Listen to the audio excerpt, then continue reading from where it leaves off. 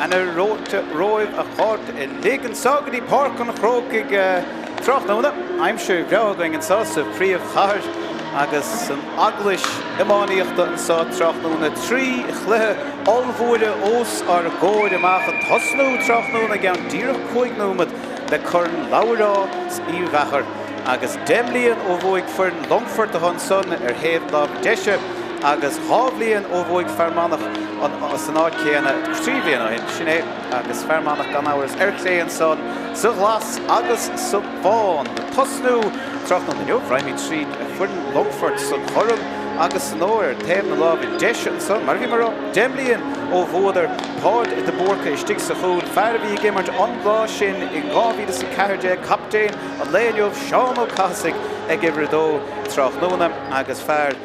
Chrócaigh cailbh cod a bhlá clia éimean ar an istigh I láir buí le Seán Lancaster taobh le siúd. Ifir a cúig sé seacht adam ó cuine ceir ó muirí agus éhhéon mac an tuile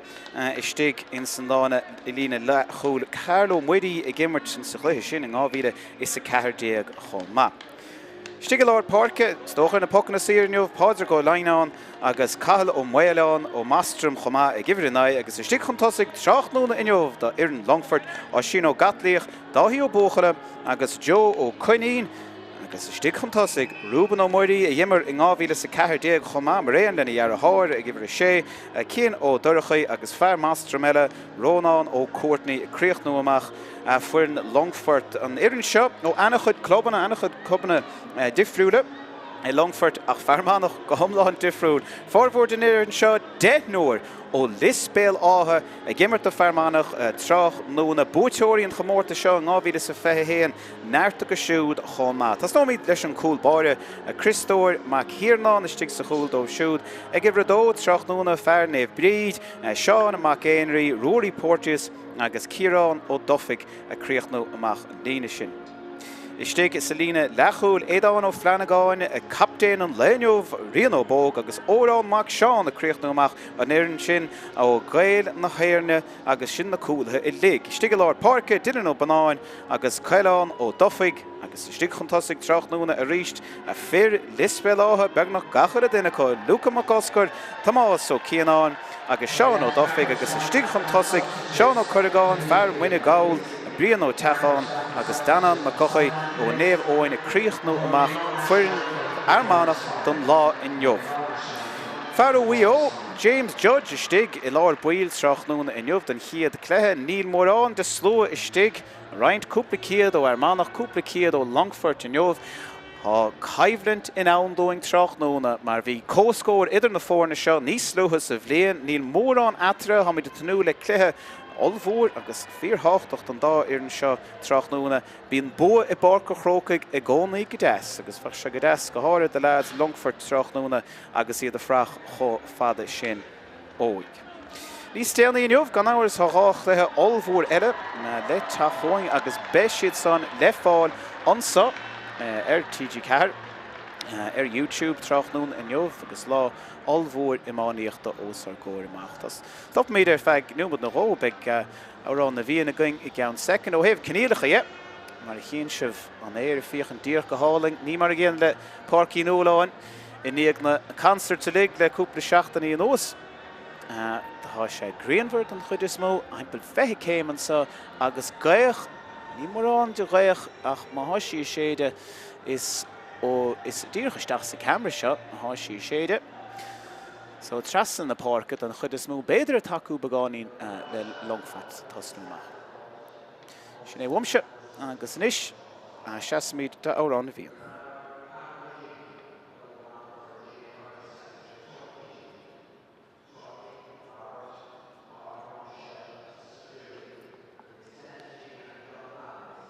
Tá Númad a going chomá de bhean mhór Longfort sin Carmel Gee agus beag númad cúnas de siúd.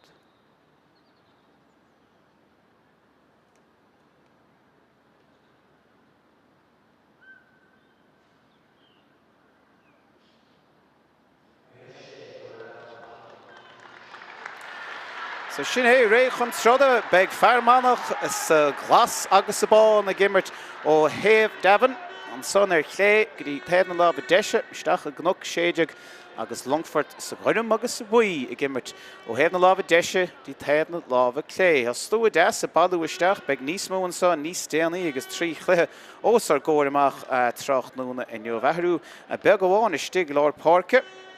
cíimiad go bhfuil Ciarán ó Duffig ó Manach seasamh isteach an son ar feadh tamalaín. Longford dréig an sa chomat beag ahrú beag agus siúd agus Adam ó Cuine istigh a na fórnacha mar a bhí ráite a going ní chi mé nachir eile agus seo hé James George Rigg leis an site seo chahabh isteach agus caite isteach ní sé buirte géin den go tús tá fear ó Longford líir ní sé ghlacha géin den go fós tugus sé roiint amach fuite faoiar Ciarán ó Duffig in is chur ceann deasisteach a mi taobhiste an dachad a cóig beidir go begin chiad deis a Trácht núna ag Fermanagh tócha ar de héamh na lábh clé an son agus díreach taobhiste den post ar clé an chiad scór fuite Trácht núna in neomh brian ó teachán fear ar Manach agus an chiad scór fuite Trácht núna in neomh ha mi de súle cluiche olmhór scór na Trácht núna mar a bhíon de gnách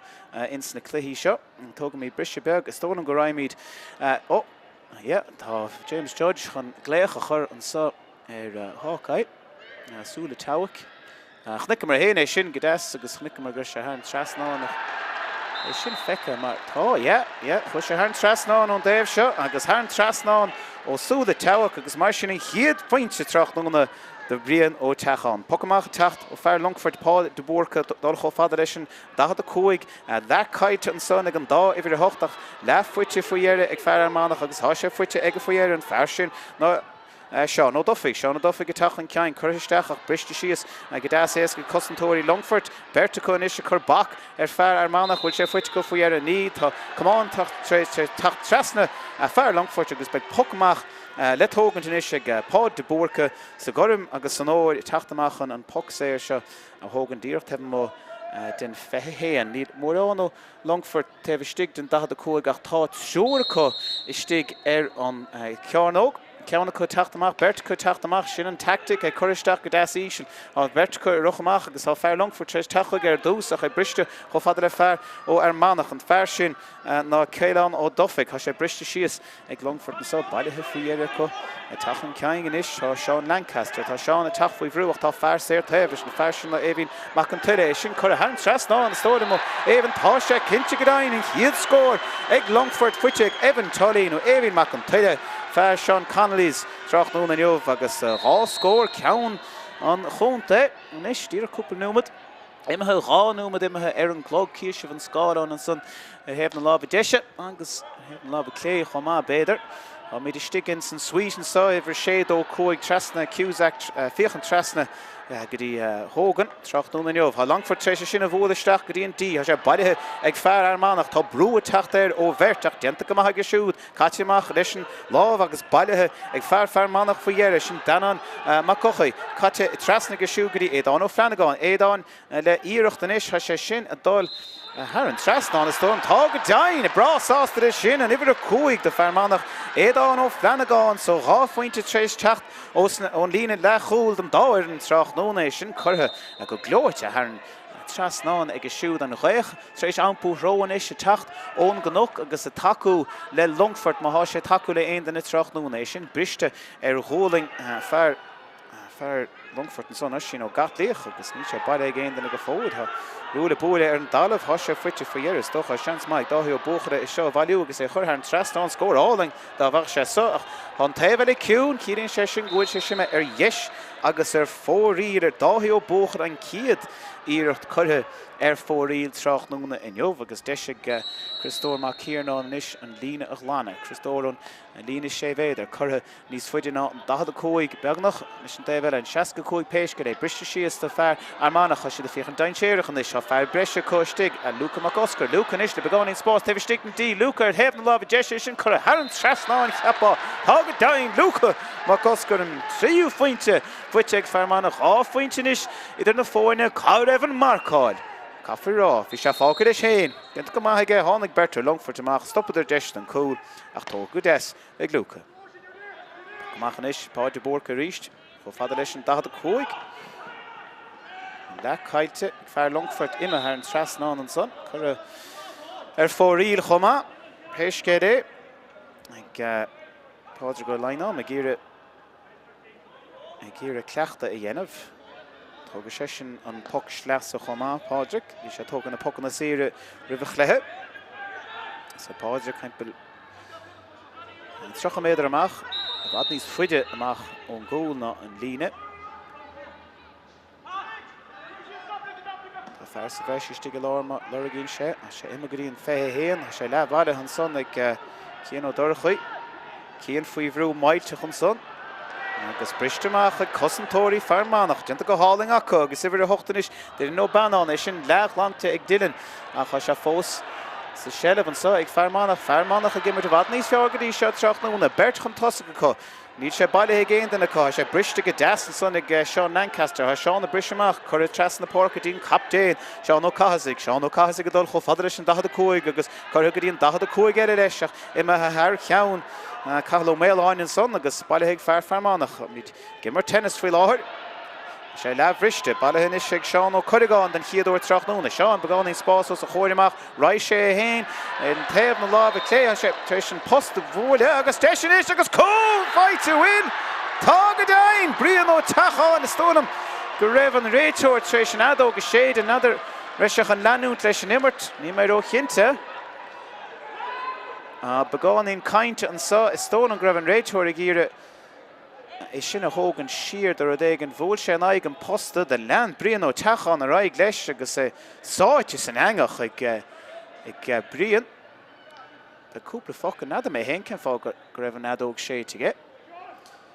Níach go mé mór an mí cheartta sin bhil sé an aig an posta hála sé meach a ríis bhí brian ó teach an a frach leis agus haring séir ar an dalamh agus chuiristeach go des i ggé chomá, stólan go an cúlseach an seasa bhfuil.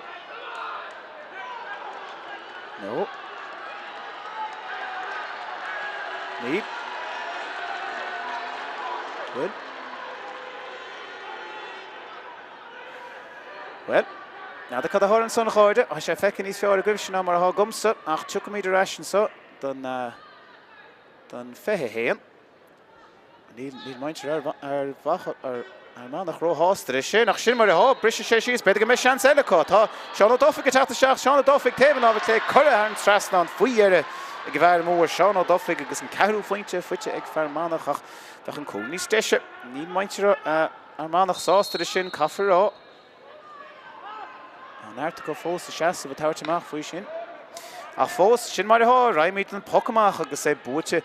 Fransa ag Longford tá scóir a tastáil bhuatha go géir faoin drásá ceappa tachan ceint Adam ó Cunín, Adam chuir trasna ige baile an saig Rúben ó Muirí, Rúben trasna ríis, genta go maithachá agus íirecht an soir chólach troch íirecht an áiríre, baile Christóir mac Cíarnáin agus buiteach go dtíon 65 níos fuidir ríis na 65 eile tá ceappa puc séir an so fuite go héasca ag fear Longford droch buile fuite ige chomá, nada bhfuil cártach an tacht an so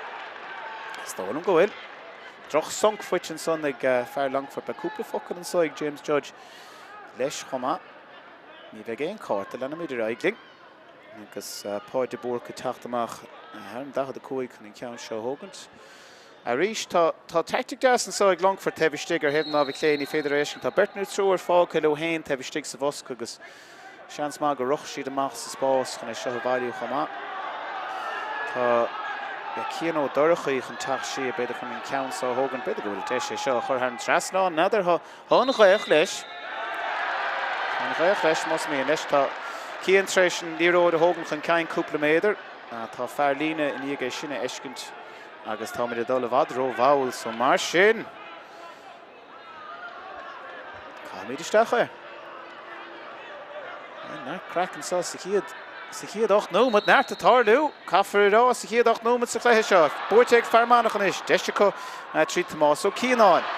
A chu caiilte ag genta go maith Longford tá rud éigean tá spunk éigean na testáil ó Longford agus é sin genta Carlo Moiríoch níl seach leach lanta aige. Tá góling mór a teachtan sa Seán ó Chrócaigh tá Seán fós leanút leis chun sé trasna agus deiste Fermanagh puinte aimsú há sé fuite ag Fermanagh agus ó foc amach díreach cúpla nuamad ó hen de Longford ag caiilte acu agus Tomás ó Cianáin len a chiad scóir fuite trach nóna ach de mainte Fermanagh sásta sin mar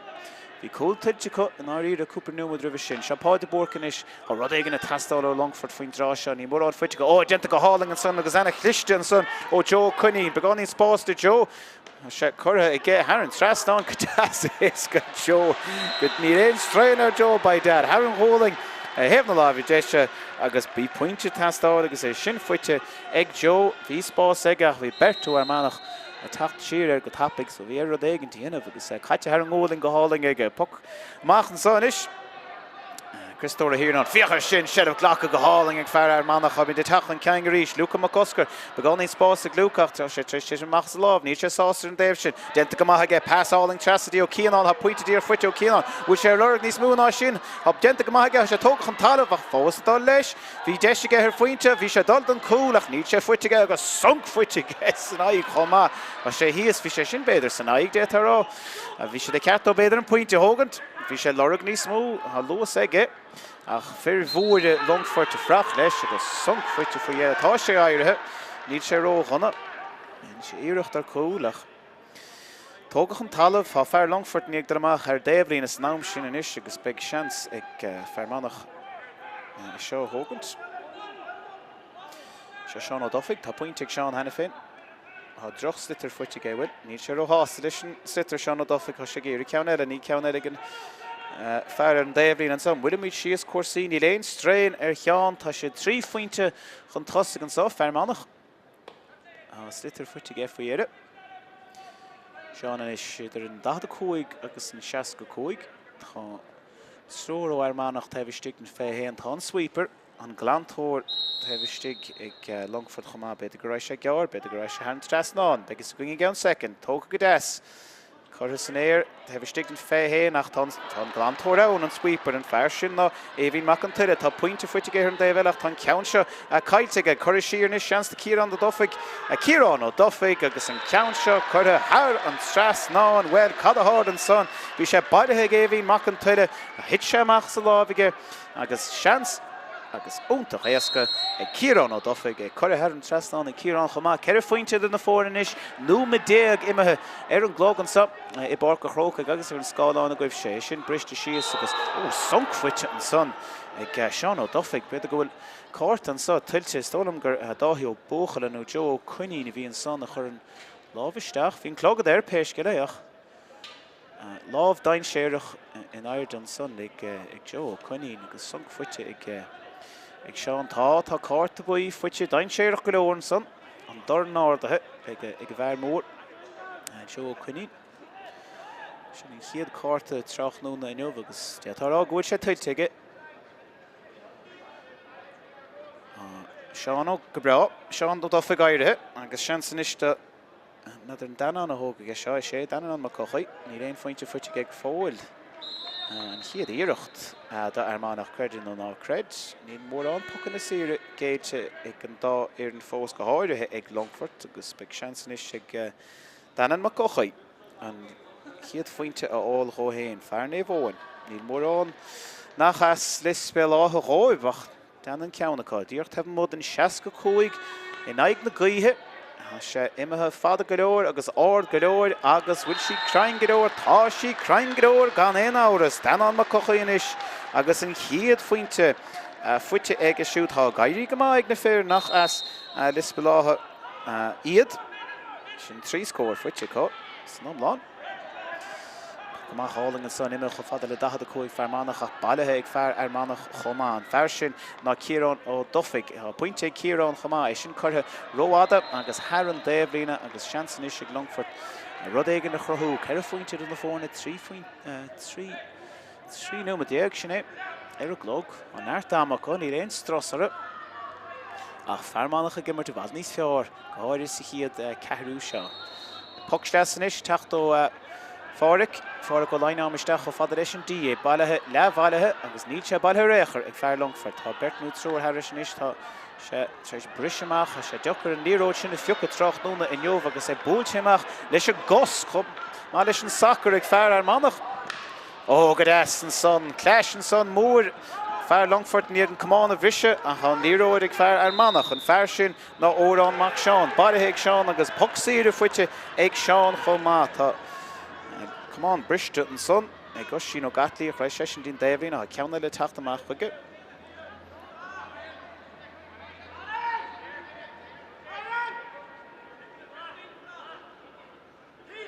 Agus cumán na Tráchtaire.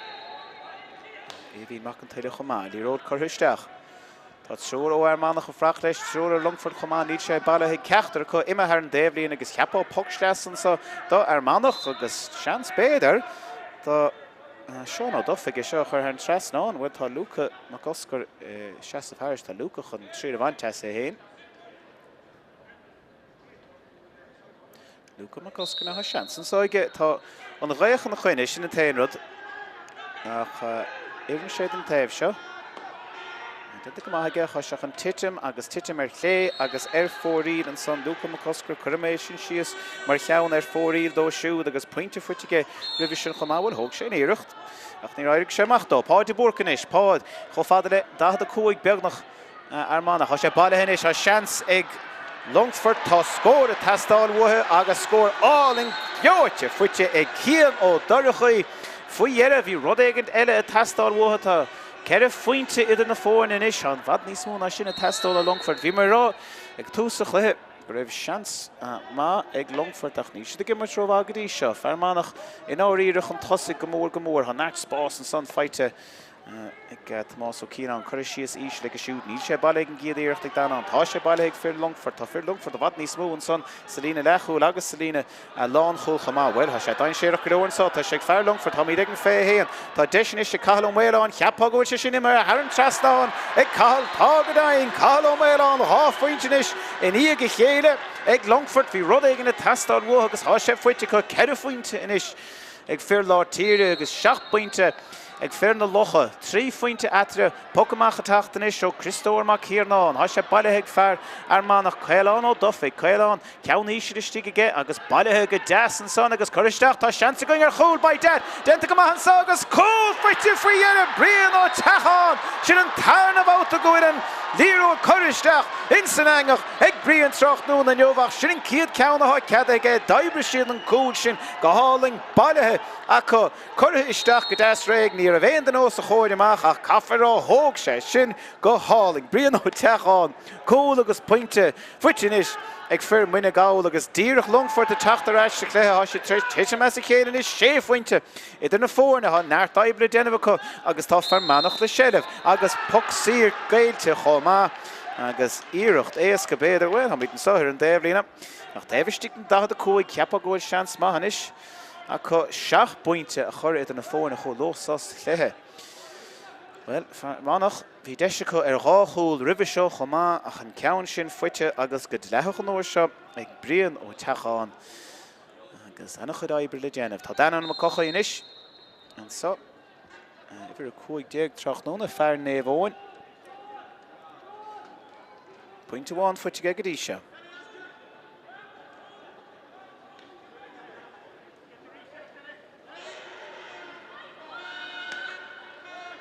Sin an seach an fracht heb sticht an posta decar le rás dólam go ran sin óir.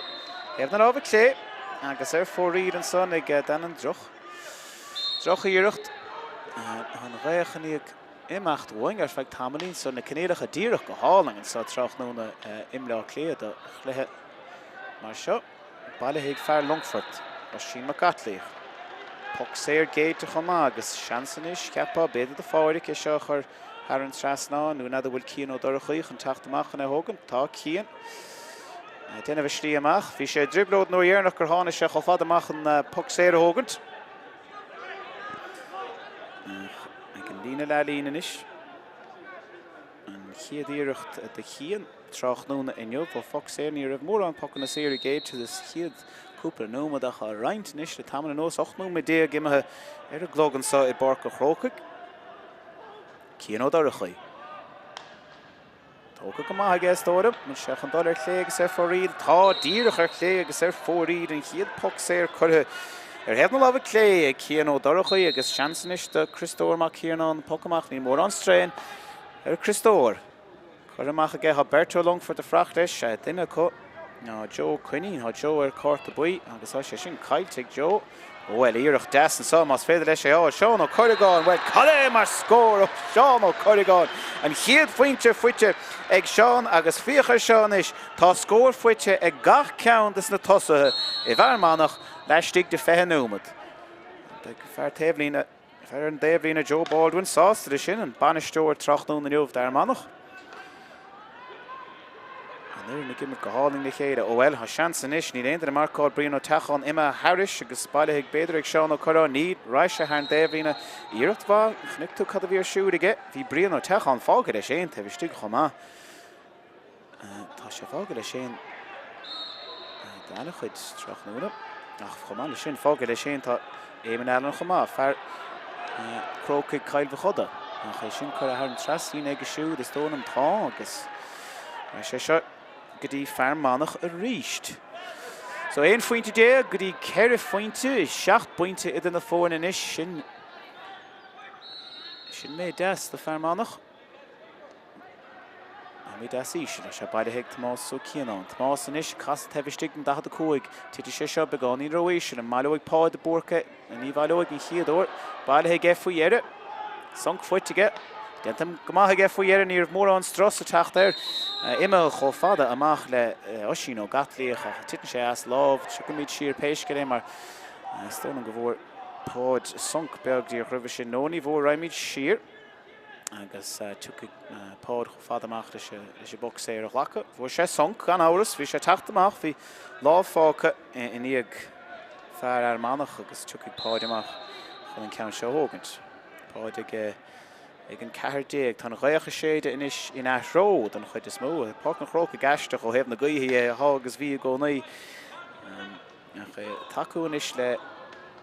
Longford is tólam. So an mé imisteachting féhé an tá Bert Suúr ó Fermanagh an Puck séir géilte a ríist ag Longford chomán íar a bheith Bert chuistigh hí cóigar ó Fermanagh siar an son as de gíire an chóil sin a chosint. Maar cheapá go bhfuil cúil a testáil ó Longford go bh rud éigen na testáil bhtha ag leathan péisce é mar níos de gimmar tróbhá go dtí seo bailithe go háling an son ag Tomás ó Ceannais Luca an son agus é sin chur chlé agus fóríil sin an tarna ceann chutha fóríil ag Luca Tráchtaire na Niuh 3 ceann chutha fóríil ag Fermanagh ní 2 ceann chutha fóríil ag Longford a go bhfad níos lú deisina díreach 6 deis ag Longford agus ceire deis déag fuite ag Fermanagh Tráchtaire. Páid in is a ríist ag an dahad a cóig a ceann mór a tastáil uig a ríist tá Suúr ó Longford tevistig den dahad fethe héan rucha siad snamach an é seo bhailú nó raimid isteach a ceann dain séireach a techt na sin pocáling an son ó fáid sé sin choir sé agus fóríil is tónam go raibh cumán dáthaí ó buachalla ní an ceann sin a chur amach má sé sin an deirla ceann chutha fóríil ag dáthaí ó buachalla Tráchtaire in Niuh. Chnic mar cad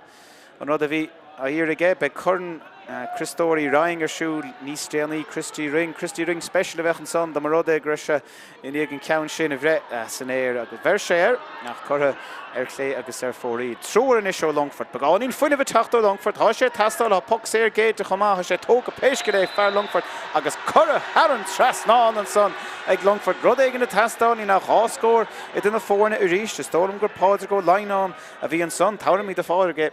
péisce é.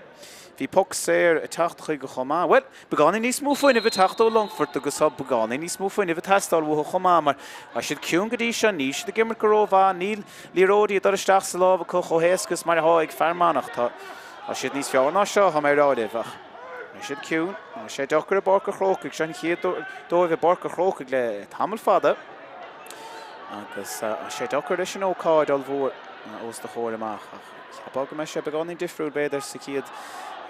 trochan númad nó mar sin de a hála techt ciad dahad númad in is an fear mór cíanó dorachaí le íirecht an sáha se an titin beána níisiil bhfuil ha sé bailile ag fear Longford an dar a bhata bhfuil ha seansa chunis ád flocáil denta an son ag Ceallaigh ó dofig marach éhach cúil gan éon áras fuite go ach tagann sé siar faoiére go dtí dáthaí ó buachalla agus faoiére do gáthaí gá cheann chutha fóríil ag dáthaí ach faoiére é sin chur a hearan trasnáin ag siúd sé faointe inis de Longford Cowrin sé sin gomóró chuig faointe inis sé na fórna ha difriocht dain ha siad a gimmert níos fearach marach cailán a dofik an son bheith cool gan éon áras fuite ag Páirc ó Leinán blocáil in chiadsco churse a chorp sa tlí thucáil na róling héin is tóla a bhí ann agus genta go háling ag bhí sé testal Longfort inis agus níos mó lads a chu istig sa clibbert an son agus ha sé gairí go má dóibh mar ha sé bailithe chu a ríist é sin chuisteach ísin agus beag nach bailile ag fear Longfort níl tá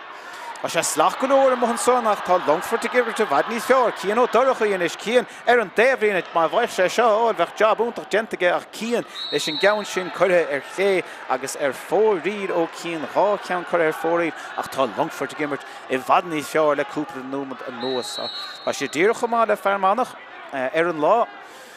Anna hiún den ciad nu me déag ach by dad ha sé de bhd níos fear níos le cóigú sé nómad an nuas ach tá Fermanagh a teachta ríist agus tá Luca an Oscar leis héin Luca an fé héin with sé lora cúd nó gur sé seo ar an trasán ráid sé an cúlach sábháil I chiad go brisin se amach rí seansaigh Fermanagh cadé mar scúba an son ó Sean Lancaster hána sé siar leflachgáil áling bailithe aige a seansaigh Fermanagh fós by dad tá scór fuite go a cháíireacht ar chúd sábháil den chiad sco ó fáide bórcha agus blocáil an son bailithe ag Sean Lancaster leachlant amach agus é sin chur a an trasán ó fear ar manach a stólan beidir go Sean ó Chrócaigh a bhí ann nídam ró cinnte ach fuite faoiar sin an príomhrod agus sé faointe idir na fórne a ríist well an táil ó cheafrá neis an fear mór cíanód ní ach Joe Cuinín ar an líró tá Joe treis doristeach agus tá buile fuite ag Joe sa chosa ha pointe ag Joe tá carta buí fuite ge chomá agus tá puck sír fuite ige in níos rud a charóid mór le Longford sé faointe na fórne well by dad an chracan son cad é mar haváil ó Páirc bórcha Anna jochar na ceang sin bhí sé chuir go háling isteach a shot den ciad go bheannach Sábháil den ciad go chomá agus blocáil an son techt cúpla secondíag sin ó Sean Lancaster. Áard passáis imirthe agus tu mid siir dí imirt an sá cían ó doracha inis a rá cheann chur ar fórí a cían tá pointige chomá a sé seo testal go géirbhthe. Ó denta go maithaige píléir de líróid I ddíireach an spotadómh cían ó doracha rá fointe agus siúd agus cóig fointe I den na fórne ríist rud a charóid go mórla. Stór mac hir ná. Isteach sa spás, bailithe ag fear ar manach. Chur siar agus siú go dtí Seán a dofig. Seán, ma'n tiite sé seo ísil pád faoi. Bailithe ag pád an chiadúir buochas sa díad a fáid. Churtha go deas ag pád amach an sáid an taimhríonna chomá bhí mac an hiile. Bhí na róthir. Churtha fada le seach go hocht a pád go Leinánach níl sé bailithe ag pád an chiadúir. Níl sé doristeach sa lámh go héasca Tráchtaire na nniuh de Longfort an táile go puck séir fuite go ach éan go beag nach chuige fáin giad an líróid a tiite amach as lámh ar manach Tráchtaire na nniuh as lámh Longfort Tráchtaire na nniuh Fermanagh a bhd níos fearr an líróid gramathe in sa lámh a co a ríist nar bhí seo go leir cheapá leas Longfort nílach trúr in íag an corn seo a bhóchant agus dem líon ó hinna bhí ann a formhór lads ar bhanach ní chun Lory Meaghar agus immert a Páirc Chrócaigh chomá tuigeann siad cadath testáil é sin tóca ag cían ó dorachaí an ceann seo fuite cían is tónn go bhfuil by dead tá cían ó dorachaí an tríú fuite fuite go siúd scóráling. Cé gur bh gá ceann chuir ar fórí aige an job má dentige agus ní nach ceir faointe idir na fórne inis lads. Ceir faointe sinna méid ach cafarrá níos mó testáil ar Longford bheith denta go maith an son agus a bróiteach an talamh agus beag deis a ríist ag cían an ceithreú faointe a siú beag nach ó náid céanna is mar a bhór sé I níos lótha. So Longford a gimmert níos fearr tuach an ceang a dhéanamh có mar a bhí mar rá tamar fada ó bhódar an sa I Páirc Chrócaigh ach creidú ná creid tá churann Lory Meaghar buaite a rábháta ag an dáireann seo rábháta ag Fermanagh agus rábháta ag Longford. So éidir am bhóin inniuh agus caafar buaiteúir áil Tráchtaire inniuh beag an tríomhhair an fuite agus speisiad ar cóscóir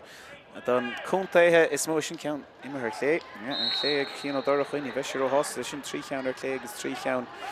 an trasná. Ach má bhóin Péir na bhfuin in jobh be sé ar cóscóir den chunta is mó tháiníag an conseo bhchant hána blianta stom gur thosna an conseo néidig nóchanáid. Sinné dúrach ribh na maríise.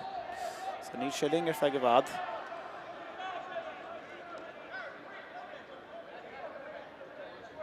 Seansan is siad Longford ceithre faointe chun cód bhain. Ahrúil mhór an scéal an sáile na 7-8 nó den os. Páidir go láine am stoch an sáir an déhlína sé. Chrócaigh Páirc, Ísil, Bailithe son, well, le Bailithe bríon ó teachán, bríon a gimmert go húntaach Tráchtaire na Neomhach. Níl sé géan na faoi láthair tá tuc séirchan a bheith ann. Stóna gur bheith éadán ó Fermanagh tógach an talamh tá éadán gorta begáin in chomá.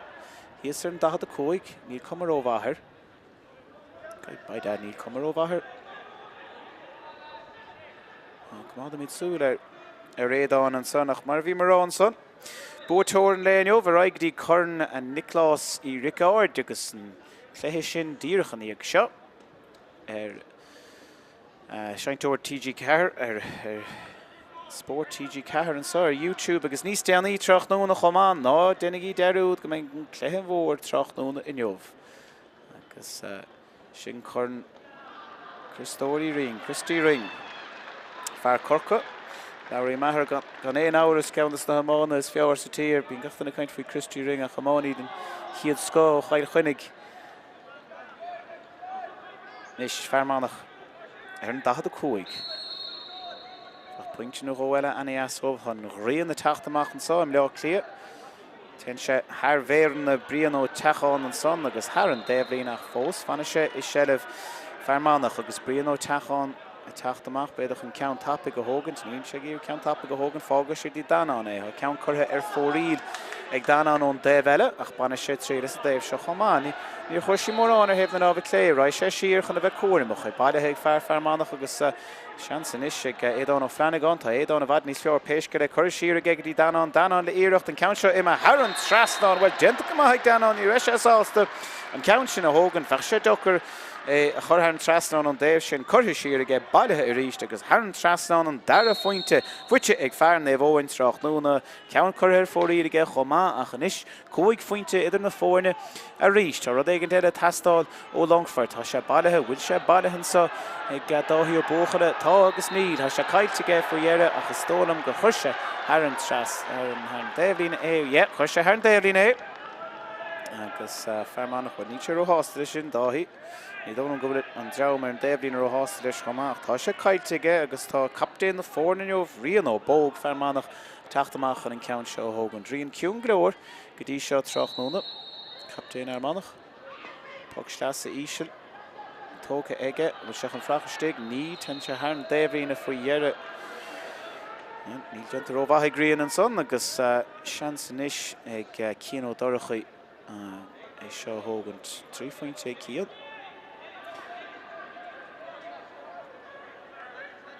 sé dochar an ceann seo a hógan agus sé chur an trasnán tá fear Longford teachtamach den ceann seo ó hebhstig den bosca bhfuil sé bailithe tá bailithe go deas chomá agus chuir trasna seans beidir a cúran ó sé caiit an son ag fear Longford bhí deisiige hit sé ón gomáin agus é gíar dá ar rúthir agus é caiite hit sé san lábh go Rúban ó muirí tá Rúban gomá Fuig sé an corn seo dem líon ó hinach genta go hangis son ag Rúban lechailte fáthó agus deisian is ag Fermanagh bailithe go háling an son ag Deanna agus Seán ó Duffic agus Seán ó Duffic scór háling a cad é mar bhailiún son ó Deanan mar gochaí chuir trastige dí Seán ó Duffic agus chuir go deas ar an trasnán ag siúd agus 6 fointe idir na fórne an sonach Rúban ó muirí seans úntacha ar an déhheile agus caiite go róéasca caiitún gomána san caiitún láh ige ní bheith sé ó hásta sin. Ní pointe fuite ach an irid Tráchtaire a bhfuil fiocha sin mar píise scéir an son ó Ceallaigh ó Duffic Ceallaigh is sin chuir trasnaige ach faoihearre éman Allen a duine job má an son ach é caiilte an fear begar níor dríos gohfuil chuiristeach an sodí bríon ó teachán bríon chódain séireach fágad is éin ach ten sé sin ar an déhlína bhí gach deisiige chuiristeach go háling an son ag Tomás ó Ceannais bhí bríon a frach leis ach díreach begáing ró hapig dó siúd. Páirdin is an pocaach páda teachtamachtaí Haran Poscoch, céan den é Chrócaigh fada leis an 15 Roberto Longford de Frach leis a ríist an díróid sin tiite amach as láva lads Longford a ríist. Ceann ís isteach an sa is cho fada le dáhí ó bóchla, caiilte ag dáhí, baile ag Lory Purchase genta go maith an son ag Rory agus Ciarán a Duffig in ag scoide leis an gawn sin ach tucamid sir de fox séir bhfuil se sunk díreach ribh sin genta go maith ag lán chodí Lory Purchase an son Anamáni an lad seo agus job mai genta ag ciún go dóir go dtí seo. Ba dad ha mis se fós is muoine bheith Rúban an muirí bhí deisiúntach ag Rúban nada cad a bhír siúdaige. Caiiltige fá ró sin mar a há deisina ag Fermanagh do chúla na chomá ribh sin agus ní raibh gló sin chéad deis ceart an á riire bhfuil bit an dara deis de Longford Tráchtaire ar cúl agus cheappa gúil cúla tastáil bhtha fós sé faointe ha mí idir ceir agus 7 pointe in na fórna inis le 5 an os a sé bailthe inis a seansan inis ag tomás ó cíanán an fear beag chuir trasna go dtí danán a pointe eile tachta danán an sá bhfuil nó se sin mar le hebh na lá cé ní tá se chuir an trasnán ag danam a gochaid an tríú faointe cléthe úntaach a gnáid seo go dtí seo Tráchtaire a sé bra op de scór nálaach tá job úntaach dentige sellh a áil agus iad a chur an trasnán Tráchtaire neomh. Teocht timperí céim is fehan sa inis im le clé tá 3 a dam breise le teachta san ad an 5 diimethe so 3 a glé a fósta dul agus poc éirice fuite an son ag Fermanagh tá 7 pointe idir na fórne bhfuil ní bhah 3 cheang an cúpla númad ó hin Dimmer Longfort ar feag 10 númad sinna méid ceapar sa chiad leach seo agus iad Ceallaigh sios go mór inis le tamil. Níor sé sin tóg I gart ní dólam ní raibh brú istig, stonam beidir go raibh brú istig an san nó raimid siar sé sin tóg a begáí nó hapig ag Fermanagh so raimid siar.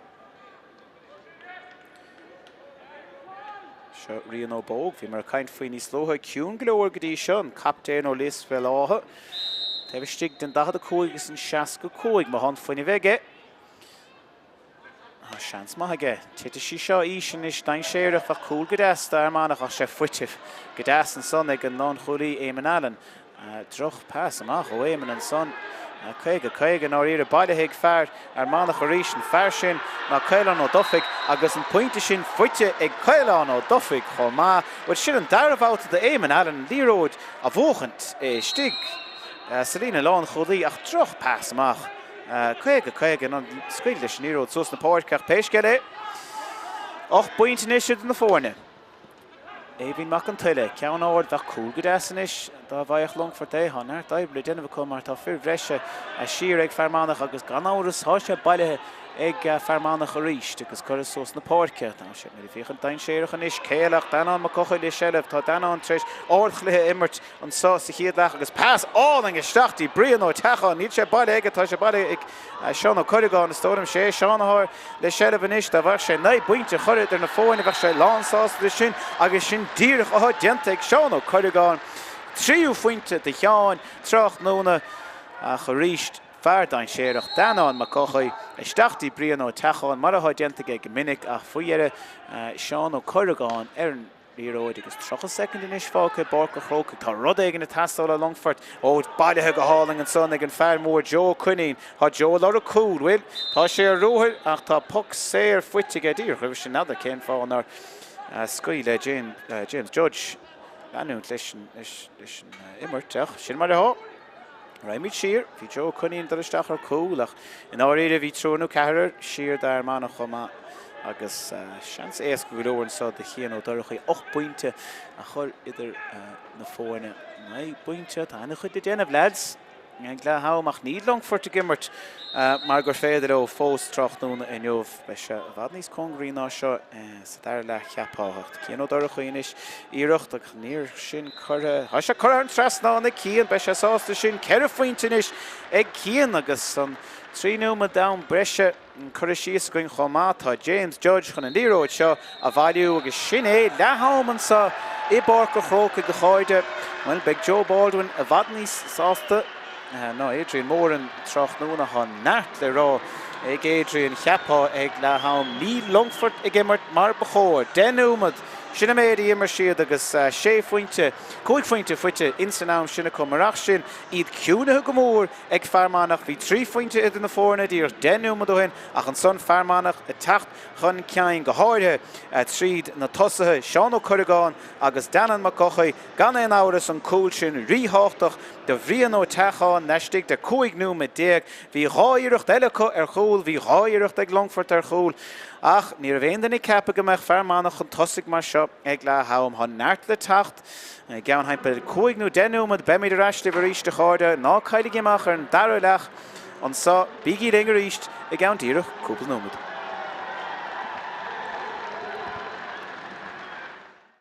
Trasna go siúgaí éán ó Flanagáin éán le íirecht an is sé sin a dul an trasná is dom tá go dain a brasásta is sin a ggóling mór a teachtansa ar Seán Ó Cúragán nach tá Seán fósa leanú leis chun sé trasna agus deistarmánach puinte aimimsú há sé fuite ag chuní beganí spásta Joe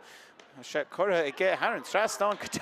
is go Joe go ní réon strain ar Joe ba dad an hóla ag beagnach armánach há sé bailthe is a seans ag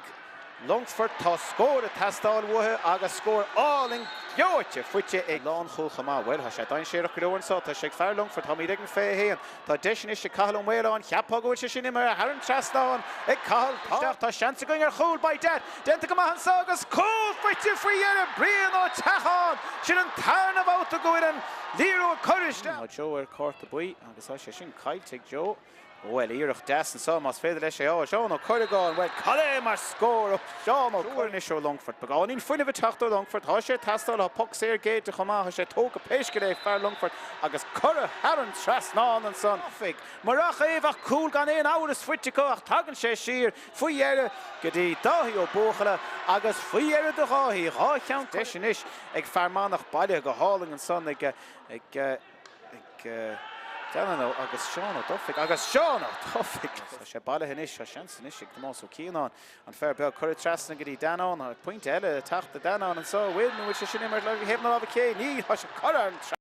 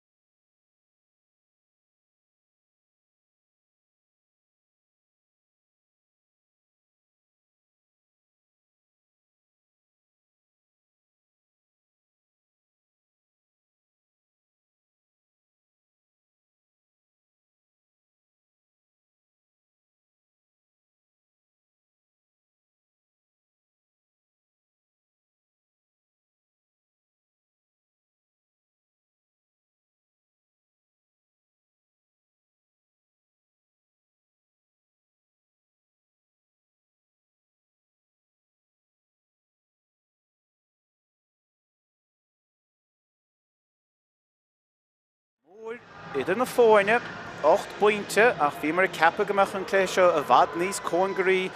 Longfort anna hiún go dtí seo níl siad gimmart go róá, tá siad a cappa go mbeidh darlach a bhad níos fearracha, bhí neachtará astócha ag banistóirí agus ránóirí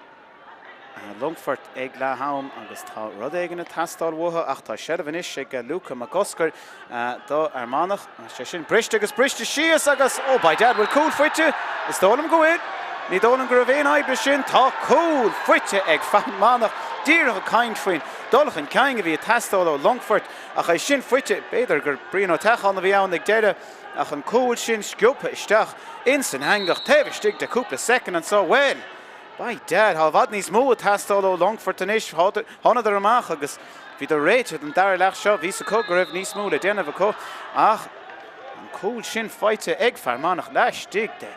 trocha second is dónam 5 second ar an glóg sinna méid a bhí ann agus pointe déag idir na fórne níos Tráchtaire rá cethir déag dí 9 pointe an sa há job mór i de déanamh ag cían ó Chrócaigh agus muintir Longfort well níos sin a bhí mhutha gan éon áras níos sin a bhí mhutha Páirc de Bór an níróid sin a bristeach as a lábhaige hit sé isteach go héas gan san de bhríon agus é sin sáte ag an dar na chúil fuite ag pointe ag cían ó Chrócaigh a chu níos mó ná sin a tastáil 10 pointe idir na fórne bhfuil míúte bheith ann do mar rud ag go raibh an drámseábalta Tráchtaire an Cluiche seo an réich ag taú le Fermanagh chomá beánín sa leach seo chomá bhfuil ní léanaar de caiiliúnta có cappa faoin drá seo mar sin ag le feiscint é sin chuir síos go dáís go dtí Denan McCoscar Denan í go job úntacha dhéanamh go dtí seo na 3 fointe aige ní séidir bheith siúd an is son go séidir bheith Seán ó Chrócaigh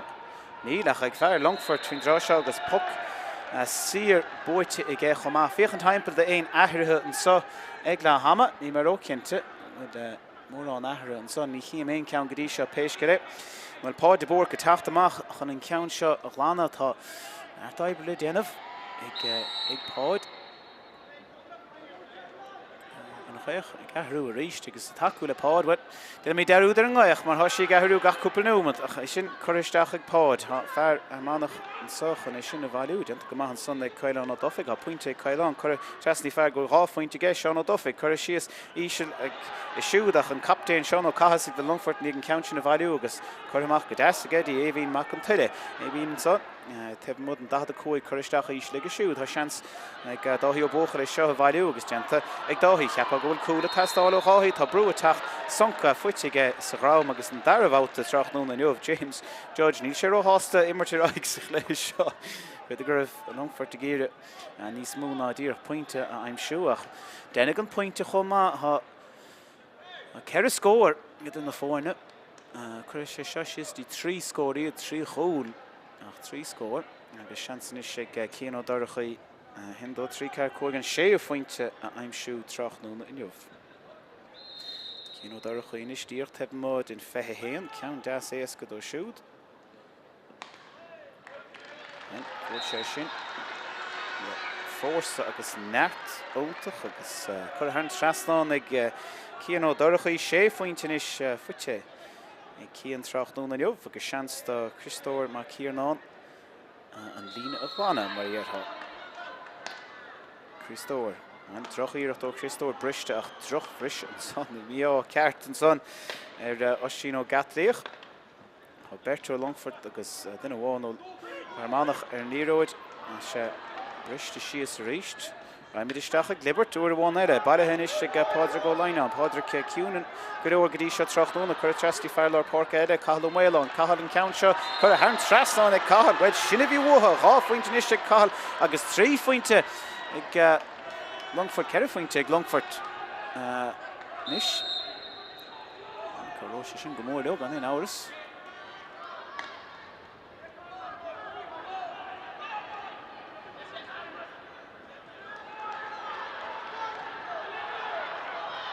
Fortune is teachta ríist. Joe Cunning, Dimmer Joe, go má go leor sa chéad leach. Chuir bhadró áard agus siúd agus Rory Porteous sa ríist a churbach a fós seansan is ag Longfort balle go deas acu. Tá seansa chuir cúil agus á cúla tastáil ach an ceann sin. Chuir yes! agus curthe fórí dahí ó buachale chance úntach ag dahí ach an ceann sin cur yeisir fórí ach tá Longford ag immer de bhad níos fearr sa chiad ceire cúig númant seo in san dara leach bhí rud ag an tastáil mhuathe agus ag immer de bhad níos fearr ach buintear na fórna ten sé sin amach ó Manach sé bhfuil sé na Luca McCoscar an son agus beag chance ag Longford an leis sin taobhlína seo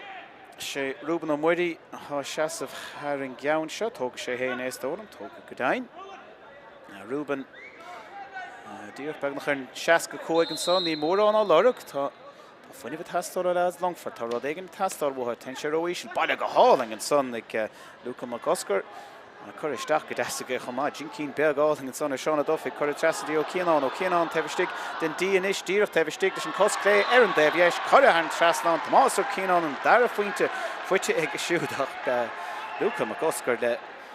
na selle bhúntaach an son bailithe go háling aige an dalamh ón focasteasa.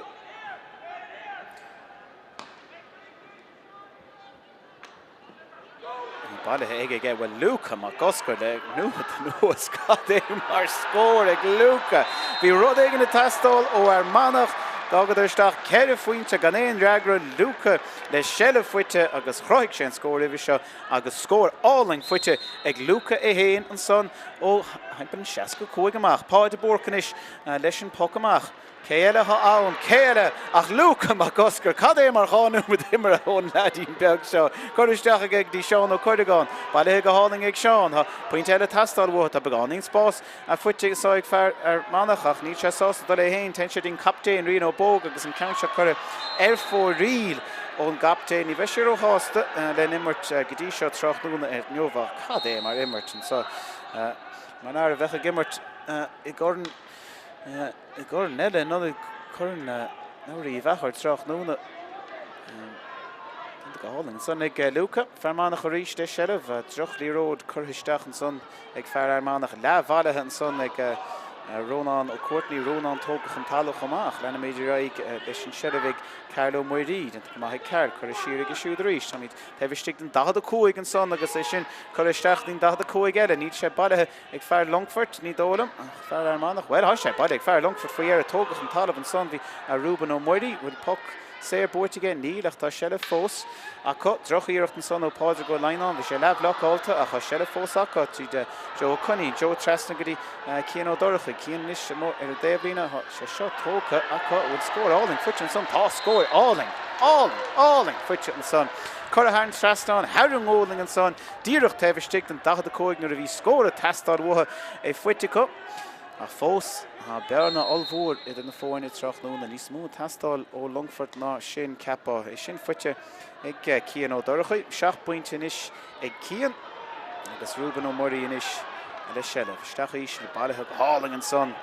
ag Longford tá cúla tastáil mhuathe tá bertireach an tosaigh an son ceannacha ná éhan mac an tuile éhan agus pointe eile fuite ag éhan mac an tuile neart scórna inis chuirthe thar an Trasnán ag go dáireann sa chiad cúpla númad sa díreach 8 númad imethe ar an glog 10 buinte fós it an na fórne sin an príomh scéal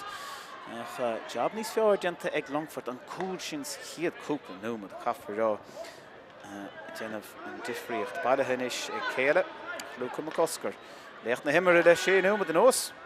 déanamh tu go má chur siar go dtí Éadán ó Flanagáin lechaidte go ach bailithe faoi éire sé bailithe há sé sa lámh aige Más ó Ceannán Sean inis ag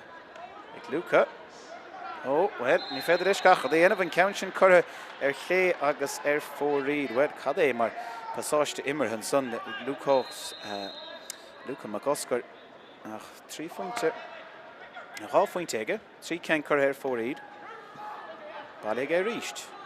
Canín deas sin cípe agusteach go dtí bríon ó teachán bríon de iirecht a son an gréis seo an Trasnán chomá well cad é mar scór an son ó bríon ó teachán an dar fointe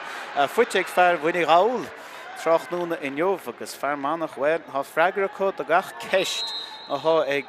Longford go dtí seo Tráchtaire in neomh Páirc borca le ceann Olmhór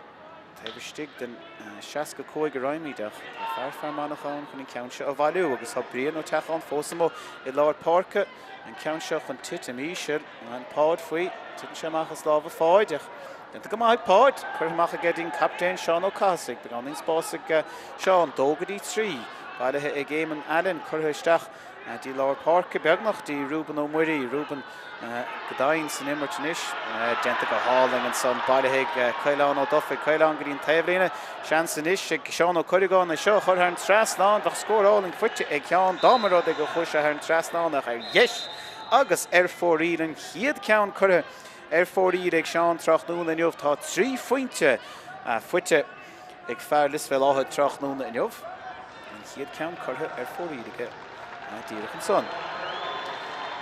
Is ahrú beag chun tacht an sá tá Seán Ó Duffy ag gimacht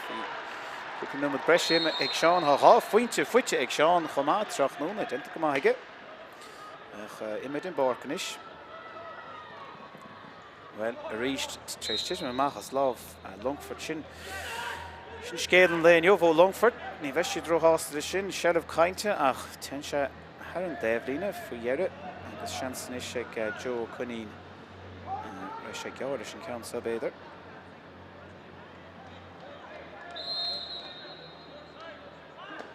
Right sé cailte go bailithe go háling an son go slachfarig éadán ó Fermanagh chuiristeach ísil go maith cosantóir Longford an son faoi dhearad tá sé bailithe stóna ag Seán an son agus chuiristeach go háling aige chomá is tá seans ag Longford bhí neart spása go mún son well bheith scór háling fuit an son mar rud é gur chuiste seo ar an trasláin bhí si dóir chlé a sé chun post a bhóla agus seansan is Longford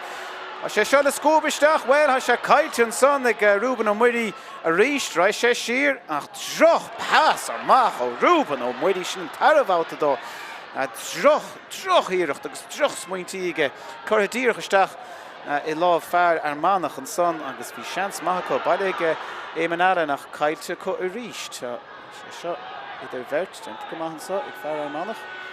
nach búite Longford tá Bertó Longford an son duine chun na Ceallaigh Ó Muirí sé bailithe Ceallaigh tá Ceallaigh teacht amach chuir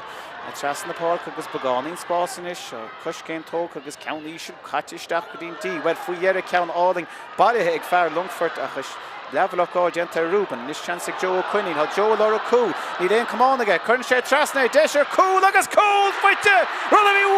gan éon áras dáhí ó bóchara 3 ceann chuirthe ar fóirí le dáhí ach an cúil fuite díireach nuair a bhí sé teastáil dáhí ó bóchara an is by dad with clé going 7 pointe idir na fóine há neart amachá há beag nach fehanú mat rán breise chomá ag Longford há si de gimmer de bhd níos fearr faoi dhearad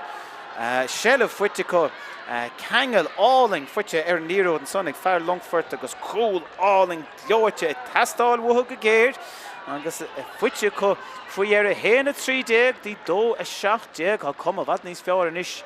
ar an scór agus ahrú le déanamh an sá tá fear eile Longford osín ó gatlaíoch imithe in Bárcanis agus lenamíd leis an immert. Denta go háling an son ag Seán Lancaster buirteige ach cailte ríis níl sé gramú slávan jobh de lads Longford. Well da gach scóir a bhí ag Longford níos lótha bhí scóir mar reagra ag Fermanagh agus é sin ríiste acu. Scóir áling eile fuite ag Fermanagh agus ríist bearna méidathe. Sin tóg go háling sólam gur Luca bhí ann ag go déir sé Luca má cosgurt 3 fointinis de Luca. An lecht na himmere sa daar lech na de fin giad lech Luca I mánaí áling Páirc de Bórcanis sin imime go fada leis an dada cóid tá fear Longford a frachánach a ríisní anna sé sa lábhaige sin an fear anad de Longford Charlie Flynn Seallaigh ó Flein in éige sin a bhailú an íirecht sin chuire ar chlé agus ar fórí le danán an deire cheann chuire ar fórí le siúil so Seallaigh ó Flein is stig de Longford níis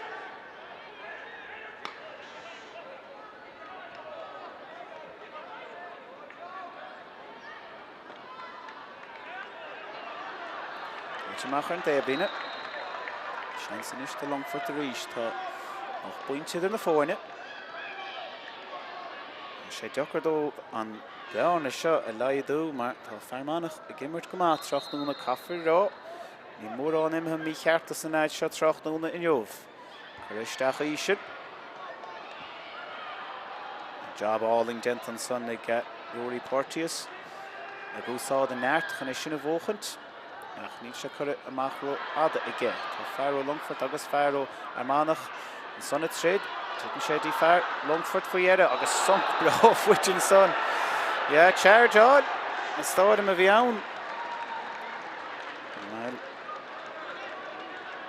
Ní maint sé Longford tro hásta a sin ach seansta Fermanagh an líne a glána. Well, cháid in áit teagin in áit níogan cléthe seo. Tá neart le tacht, tá rá cléthe Ceannais le tacht chuing Tráchtaire an jog le Rómé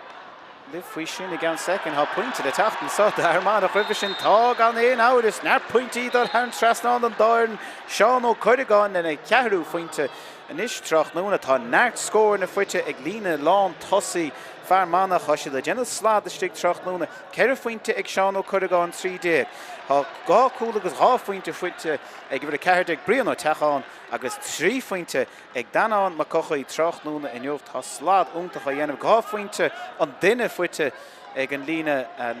le tosaí chomáil job úntach genteag a gach ceantas na tosaí Tráchtaire inniuh go dtí seo tá Longford chun athrú amháin eile dhéanamh inis. Stóna ibre 3 da ibre 8 go deochar le duine amach chun áiteach sé 3 ha gemacht an Páirc Ruben ó muirí, ná ní bheith Ruben ó hásta, an méid ha dinta get Tráchtaire bhí gá iirecht ag Ruben ar cúil. Ach ní rairigh le ceachtar a chu Tráchtaire inniuh bhí stig tá fearr na Longford Slashers i stig, Mícheál ó Bhfuil Catha, Mícheál ibre 8 i stig do Ruben. Trocha iirecht an son bailithe ag Ceallaigh ach Lory Porteous i stig i Longford. Fós iirecht an son. Tá Longford tiite sé seo agus tiite sé go dain séireach bhfuil déanta go maith ag an cúlbáir Christóir má Cíarnán bhfuil sé sunk chomá. Rud nach bhfuil ceadathe so poc amach. Ceapá go bhfuil na cúil a tastáil go géir inis ó Longford Tráchtaire inniuh 9 pointe duine amach, 9 pointe sé 3 chúil duine fórna hain 3 dí dó a 9 Christóir má Cíarnán is sin poc amach ó fada le dada chuig briste síos go háling an son ag fearr Longford ach ní réon den eile Longford a fracht leis tá fearrán a háistig dá Fermanagh Rónán Meaghar na stig bailithe ag Rónán.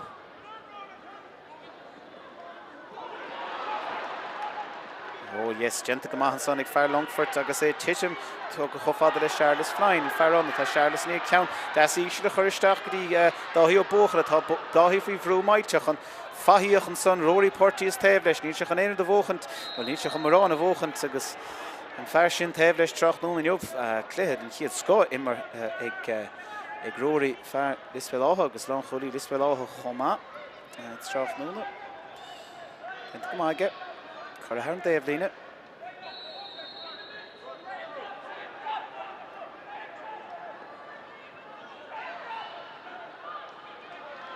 Bert Troir an lámh chuirthe rám cían ó dorachaí an son tá 7 pointe fuite ag cían seansaige an 8 pointe inis i gceann seconds hí bhéon gád an lámh an son cheapá hí Troir ó Fermanagh chaimpeir ach be sé sásta sin tá rud éigeanna tastáil mhutha le dó sé seo dí 8 pointe an bhearna so rís mar a bhí mar rá ná denna í deirú rách lethe olmhór le tachuing Tráchtaire inniuh dírecha níag sa altogether dún an áil in ag bhuió cléthe Ceannais agus an son an cléthe olmhór Tráchtaire inniuh agus é sin a dul thar an trasnán ná sé go éon áras cían ó doracha i ríist é sin chur thar an trasnán ag a siúd níos déanaí Tráchtaire inniuh Corn Christóir i rín Cail dáire in ag ghuiire ag gimmert níos déanaí Tráchtaire ná cailigí amach sin Tríar nó chuig alla gimmert Tráchtaire inniuh meg an chiaadéireann ó alla bócach a gceann second tá a fósta dála cháide chuig nó 10 nó 6 nó 10 nó mar sin.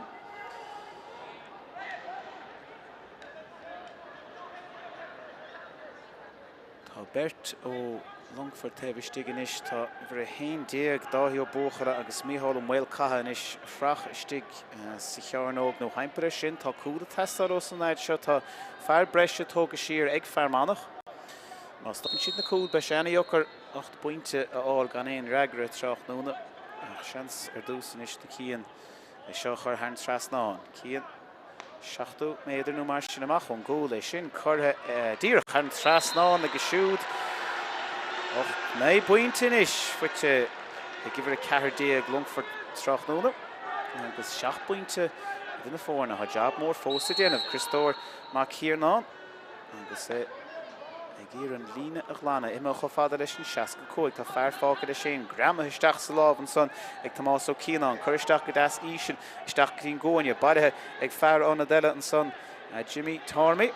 chur a trasig a siúd agus collim ar filéir bríon ó teáin an fear anna Jimmy Tormey ihar isteach déag díreach ar a Páirc le cúpla nómad denta go maithige badathe go maithige agus cheapách áide grabéis sin deireann chluthe Tráchtaire neomh be Ceannais ochar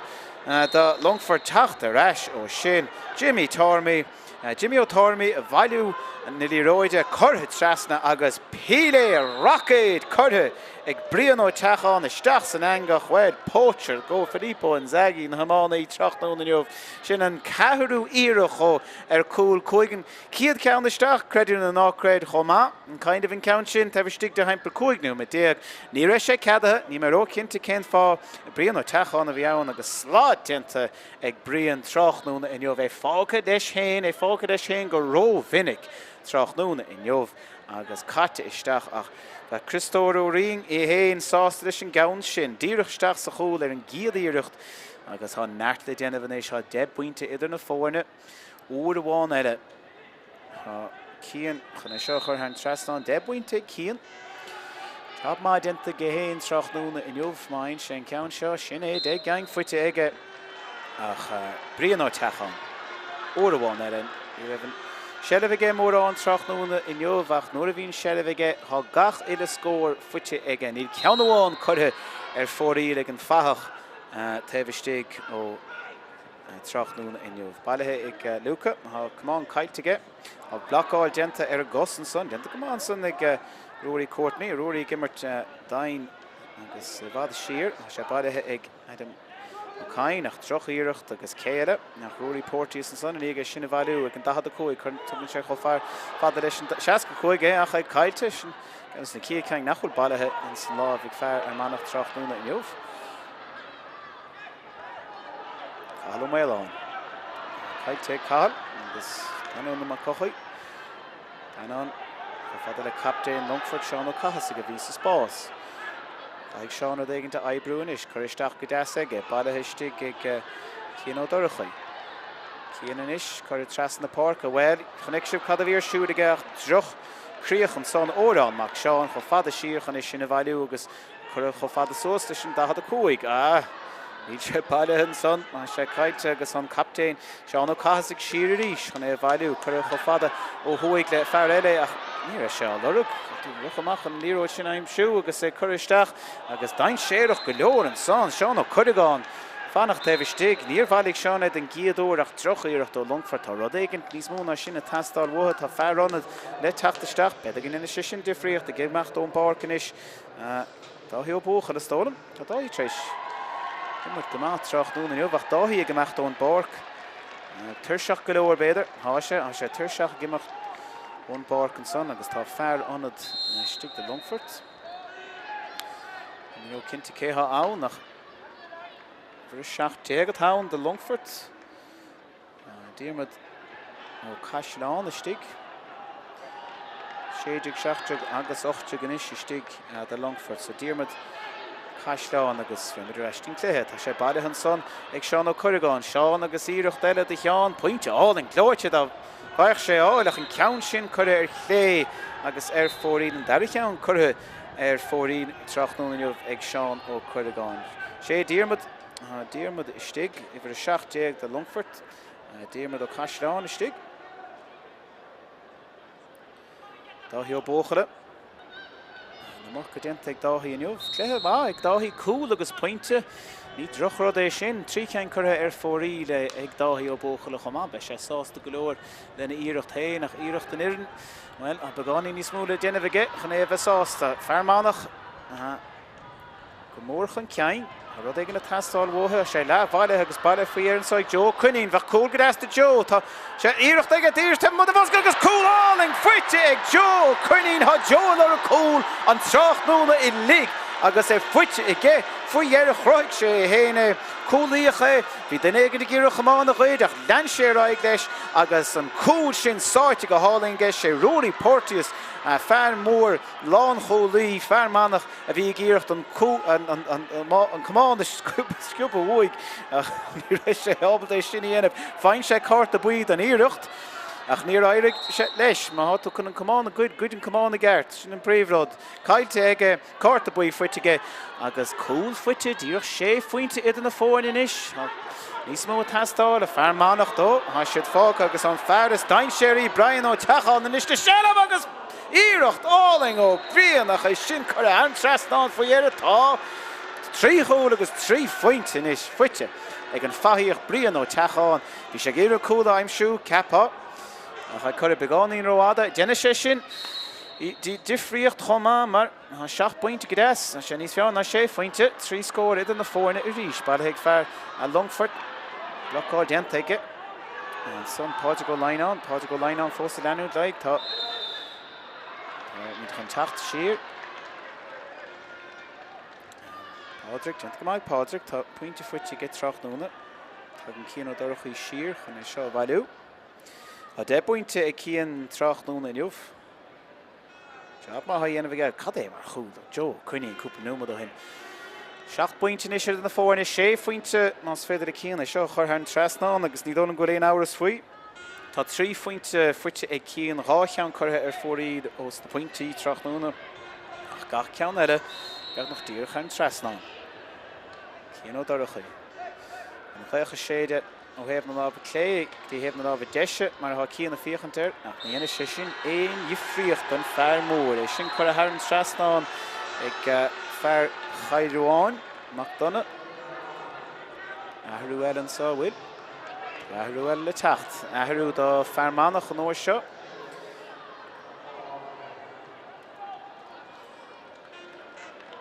Danán na Chrócaigh, gimeacht ón Páirc. Danán Ceallaigh ag danán Tráchtaire, mar chud den lína lán tosaí sin há treis ládaí dhéanamh Longford Tráchtaire inniuh 3 pointe fuite ag danán rácheann curtha fóraí ag siúd. Agus a ríist ceantas na fear tosaí sin in ag séileh a áil an óir an ceann sin curtha chlé agus fóraí ag seán ó Chrócaigh an dar a pointe curtha fóraí ag siúd Tráchtaire inniuh tá Sean Paul Macari, nó is fel látha ní ag tachan Páirc fear mór. Clán olmhór máíochta mainte bhí Gary an son, an is fel látha, sin ceann acu, fahí olmhór beag nach gatainna acu. A Longford níos le séileh, fear tíirtim chun talamh, tá sé bailthe an fear dain séireach ag cían a ríist. Ó, pass áling ag cían deisenis! Ó, sábháil den chiad scoth son ag Christóir mac cíanán. Nadidir an tacan rugby bhí ann, nó sábháil ach déanta go háling aige. I rud a bhí leacht ar an réiteoir sin an rud is táchtaí agus an cúil stoppa. Dhéanach sé sin difríocht olmhór den cléthe seo agus díreach cúpla númad le dal an sa ach sábháil nar a bhí sé testáil ó Christóir mac cíanán. Ní mainte Longford tróthás leis tháina sé amach thug sé sonc de fear Longford ach sinna bhí mhótha agus an job déanta aige sin an príomhrod agus an rud is táchtaí.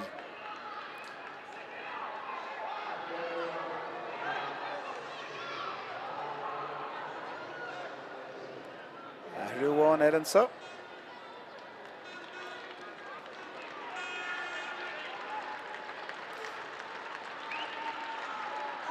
Gur cúig is tóram, tá Fermanagh, é dáin ó Fermanagh is tóram, há gemacht ón Páirc sé, é dáin gemacht. Seansan is, Rami resting léthe tá 1 pointe dhéag fuite ag cían ó dorchaí ní réon ceann curtha fóraí aige inis ó 8 boch slasa in íag chéide ag cían. Agus é sin díreach mar géan, díreach ar an spotta dómh, an fear seo breábaltaí do chuir an trasnáin ha mar ráibh, tá 8 pointe déag fuite ag Cian O'Donoghue beagnach gacha le pointe is an dar lech fuite ag siú Tráchtaire and is 2 pointe idir na fórna cháide. Chéanú mit a dal. Neart ama. Beagnach fuite san éir an son ag Macariach. Tris Tishamón láf, tá sé fuite go péisce ag Cailán O'Duffy gan is Tachan Ceallaigh Shelf fuite ag agus Puck séir fuite ag Cailán rud a bhí tastáil go géir Longford forhór na imarthe déanú mit an nós. Cúig númad cheapa as cléthe seo 2 pointe idir na fóinne chomá 2-8 dí 3 fethe. Agus muilig Fermanagh cuasaí síos an sá más féidir ó ná do bhfuil aon ó Longford réig chun Tachan Páirc. Adrian Moran sásta go leor an le cuasaí mar há agus seansanis de Manach 6 pointe idir na fóinne Tráchtaire.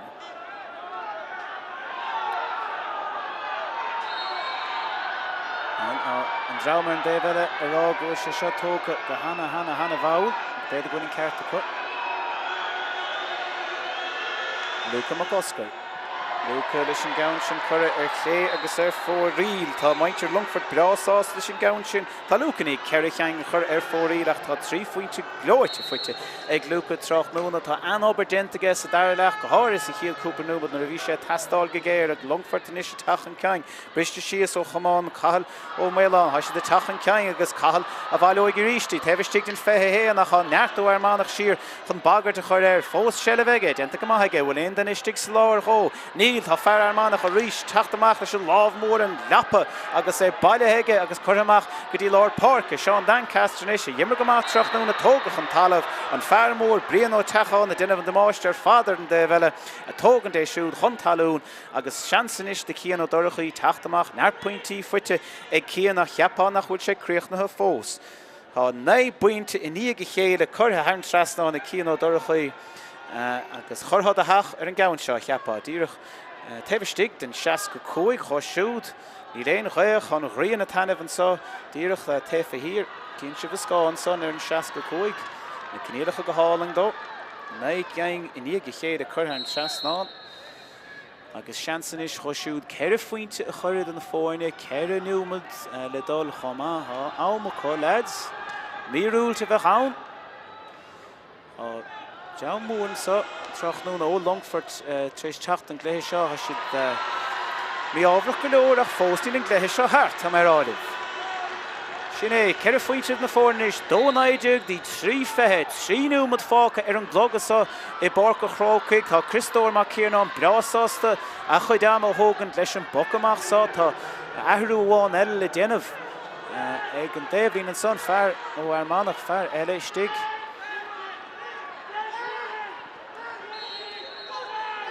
So Hamid Reig, Christóir mac Ciarán ha sé tastáil go géir ó Longford. Na sé bailithe ag an fearmór anad Macari ríis chuiristeach agus siúdach bristeach Dí Bert an son a brach leis ceannacha ná Jimmy O'Tormy nig an sinnig ceú sé sin treis briseach tan fear faíoch mór in ige valúí Sean Paul in ige sinnáil chuthid siar agus siú go dtíon 65 go dtí Luca McCusker. Luca trasí brian ó teachán í brian ó teachán in ige éon cheanna chuir ar fóríil Tráchtaire na neomh be sé brasásta seo thugann sios go dtíon cúine agus roint ama chur ar an glóg. Tóga ar héamh na lábh clé é sin chuire ar fóríil an chiad ceann chuire ar fóríil ag brian ó teachán Tráchtaire ach an áíre Lot job má gentige mar tá númad eile itisteach sa chlogagaing. Tá páir de búrca réganis chun an pocamach olmhór seo a cheolaisteach ó fada leis an 15 dó héin an poc fada is fuide a chuirthaige agus seansanis ha sé bailíag fear ó Longford. Tá tróir ó Manach heimpire chuirna sé trasna go dtí Rúnán ó Courtney ach uhrúháin eile tá nedóg séite ag James Judge. De gáín ró luch cheapá ní bheith Rúnán ó Courtney ró hásta sin. Dí sé fágad é sé nach sin an cuma sin an sort stíad a thaig James Judge Tráchtaire in Jobh agus seansan is do Cian O'Donoghue díreach in an ácraid scór bháin. Well sin an dara cárta buí is tóil an fuite ag Rory sé an dara cárta buí fuite ag Rory Porty is a níag iad a hábháilt am níag am an sa Tráchtaire eisina gimeacht ó an Páirc an dara cárta buí an ciad cárta buí agus é gur cumán a chuid níos lótha So ha chance inis Ceallaigh déag ag Fermanagh ceithre faointe idir na fórne beag trí man hain cían ó dorchaí de seo héin ní ráise chuir sé seo Haran Tresna anis by dead ha mai ráibh scór amháin idir na fórne inis maintir Longford hawl ar dé bheile Taobh ho gán brásás a cuasaí inis lads tá caibhrinta going inis tá trocha second de am normáilta fácha tá fear breise a tachan Páirc an sa de Manach chomá sin an cúigar inis tá Manach cúig go ahrú Longfort a há ní an ahrú dhéanamh tá Rónán ó cuairtní go meachtón Páirc é héin agus seansanis lads tá cúla tastáil mutha ná de cibhéad numadí breise a hála táhairt an sa beidir tríú ceiricheáin cheapá héin ha cúlnú trí faointe tastáil tá bríon ar a dálamh bríon ó teachán bhuair sé sonc mór san chúiseach an talú nach ní raibh nedóg sé te san nada cad a hála ag an sa beidir go gatar isteach ag an 65. Hanna numadí breise a dul sós níos gan second win. Ní dócha go bhfuil tá ahrú amháin eile le déanamh an sa ag Fermanagh faoi dhearre tá bríon ó teachán héasar an dalamh well Seanadóir amáíocht a bríon tuigeann sé catar siúrige híos chun talún agus tá fermóir Seán Paul Macgary ó chlán mhór amáíocht an sa in lis fé láthe stige láir buid agus éhín mac an tuide ag ire smachtach amáideirech leis sé and he's more na sin a tastal we can stop a hard sin version a high foot to get for your agent come on get ball ege has a tach free through ach brúd le choráitig James has a fós ege péis gere sé ball hig din ege ní sé ball again dana tá Clipperton dalamh tá Fermanagh tógach an talún ní sé drosáiste sin an déhlína tá an zrauming las agus a bán Anna hásta ní achame an méid ama há le Emerton sátá an fearránad faoi dhearre a tachan Páirc sin fearránad déarnach da Fermanagh Tráchtaire tá fear breise lán chúil in ag tachtasteach an san rud a tastáil mutha agus Lory Porteous imethe den Páirc tá fear eile ó Fermanagh híos ar an dalamh be si brasásta rudaí a bhuiiliú síos an is amid in am cúteamh breise tá na nóméidí le dul sós. Éhéad atá ann Ceir númad is tólam sé ceir númad tá númad go le imar hunsa agus ceapá le na lead seo ar an dalamh go mé beidir cúignú sé númad breise sóstí James Judge é sin ará Tráchtaire fearhui ó thug stig mar réiteoir Tráchtaire in jobh mar sin trí faointe idir na fórna bhain ní cheapá sin an slí go raibh Longfort a gimmart a formhór an cléthe seo ach mar a bhí mar ráig túsach le bechorgamach an dáis éan seo anna chóngrach le chéile Tráchtaire anna chud lads ó Fermanagh híos ar an dalamh fi láthair cheappa go an réiteoir chan am breise a chuir le seo péis go Bheith pointe go deas Fermanagh chuireach sé ráscóir na fórna agus dhéanach sé difriocht all mhór de chóirsaí.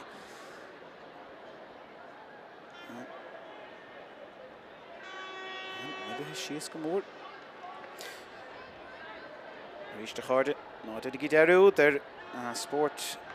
TG Ceathair sa ar YouTube be gaan díreach cúpla númad marach go raibh sé seo go dtí an breise agus déach go raibh sé fós. Cléthe allmhór díorchan éag seo dúna ngáil in aig maio agus níos déanaí cléthe Ceannais gan áras Christóir Írín Cail Dara in aig Fermanagh ó alla duire Tráchtaire in jobh sinna gaan hebh háir a chlig goin inis.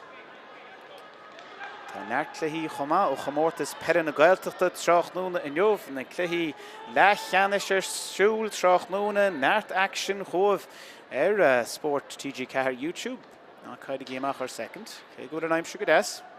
neart amáíocht agus peile Tráchtaire in jobh hamid fós muid síos fear Longford híos ar an dalamh an fear sin is tóir ná éhín mac an tóthil chu sé sonc bra níos seansta Fermanagh beidir ceithre faointe a chur idir na fórna tá Luca Mac Oscar na seasamh ar an gceann sin tha ceithre ceann chur ar fóríad aige mar sin ráise ísir tha sé bailile ag Jimmy O'Tormick. Jimmy O'Tormick tebh stig main sé an ceann seo bhaid tha sé seo dul bhadró ísir tá mar rud go chuiste sin an trasná an bheith job má identiige tha sé bailile captain na fórna Seán ó Cásaigh Seán ar róthir mo bhíon 15 héin tha sé teach faoi bhrú maiilteach an son agus fuite faoi dhearre ag Rónán Maccorn chur is siar seansan is ag Luca Luca le áard íireacht an son dénta go hálinge tagan an cumán Harú hóling agus seansa bhad níos éas go háin is ceithre faointe a chur idir na fórna agus bearna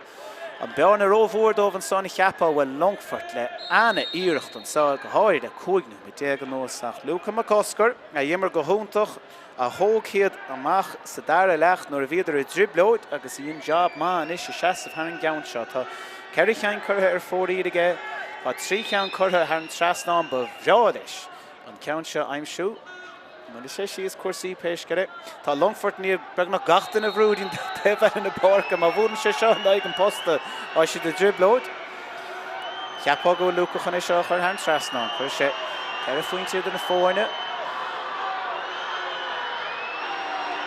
Na chun sé seo ar fóraí cheapá go bhfuil an réiteoch an cúpanú mar breise chuir é seo. An raisi há sé thar an trasnán an saig Luca McCoscar anna dheochar inis. Agus beag nach cúig nú mod imirthe an sa bhreis. Sé bailthe ag Seán, bégan de Seán I seo a bhrostú. Bhí sé tóga beáin ó tapig an son, ní cháró sé sin le cuasaí ach James sásta cúig nú mod imirthe a breise a chuir le seo. Fearcaid bhí coda na Chrócaigh an son, James Allen le séadh chuir cho fada leis an tí. Bailthe ag fear ar Manach genta go háling an son aige agus búilte suas na Páirc in mór an áhfuil tá fear amháin ann tá sé briste cho fada leis an captéin óir bháin eile. nó sé Macari tháinig seán an faíoch taobhstig den dí é seochan an cluiche riocht nó fearlis felláthe Seán Paul Macari agus an chiad pointe fuitig is siú 5 pointe iad na fórne. Tá 5 númad go le ann breise imirthe going an sa náirt amathe imirthe ag James Judge an réiteoir Tráchtaire imró sé cúpla second breise a ceapá inis go bhfuil sé búirte agus Fermanagh an chiadóir ó hábhíle sa fethe é búirte beag Longford fannach cúpla blian eile beidir blian amháin dochar ará é sin choristeach Decisive ní ana sé mór an difríoch faoin drá seo baile ag páid de búrcha chuirigh páid suas go fada leis an 65 agus bailithe níos ag fear ar Manach a rís ní ana sé éon difríocht cheapá faoin drá sin maintear ar Manach anna hása le chósaí bhfuil cúpla Cush came precious on Toka ag fear ar Manach ní an sé difríocht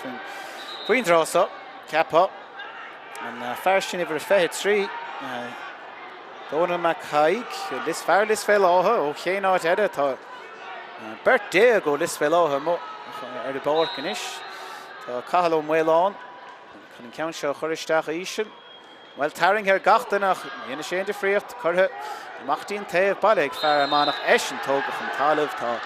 seach nó mit beag nach an breise imirthe an sá tá James Judge an réiteoirteas job má dhéanamh na núbatí breise sin a imirt gach seans táirtha dá Longford teach an ceang ach fear Manach an iarnas fearr Tráchtaire inniuh gan éon áras a réachar go háirithe sa chiad 5 númad déag iad imithe 5 pointeach an tosaigh agus marach gur tháinig Fermanagh isteach cho fada le 3 pointe bhtha ag pointe bháin in áirí Fermanagh idir 6 pointe agus 7 pointe an tosaigh go formhór an cléthe críochnaíonn an cléthe seo leis an díróid I lámh Seán Paul Macari a bhór an pointe sin cinniú nach cúpla númad ó him 5 pointe idir na fórne an sá má se I Páirc ó Chrócaigh bhí Fermanagh pointe déag chun tosaigh ag pointe bháin sa dara leach Tháinig lads Longfort arás na fir seo I ngorm ionidir sáiríireacht go háirithe sa dara leach sa 5 númad déag breise ach Fermanagh an iarnas fearr gan éon áras Tráchtaire inniuh íon an líne lán tosaí slád Tráchtaire inniuh ceir faointe teacht ó Seán ó Chrócaigh 3 chóil agus 3 faointe ó bhríon ó teachán agus 3 faointe ó Danán má Chrócaigh an job dentacó jobúntaach dentach Longfort chomá Tráchtaire caithfirán captéin Seán ó Chrócaigh den ádaíoch cúláling fuitigh dáthí ó buachara chomá le pointe in sa dara leach agus dochar le déanamh amach céhhéad pointe bhí fuite cían ó Dorochaí cóireób me sós an isiad is dólam gur ceir faointe déag a bhór cían ó Dorochaí Tráchtaire inniuh fear cíileána a déanamh sár íireacht ach sin é ó chluiche ceannis Lory I bheathair búirte a ríist an 3 uair iad ar chóscóir inis don éar na hánaíag an chun seo bhóchan don chuid is mó búirte ag fear ar Manach Tráchtaire be siad brásásta le cuasaí. Sin é bhuam se cháirde ná dénig I dearú go méid cléthe olmhór a teacht díortha gan nómad agus an cléthe is mó chun Christóirí rí níos déanaí Tráchtaire sin é bhuam se cháirde cléthe má san sa dara leach ach búirteoirí Fermanagh uair amháin eile agus I brásásta a dulachan ceang an bhliain se chuin. Sin é bhaine go dtí níos déanaí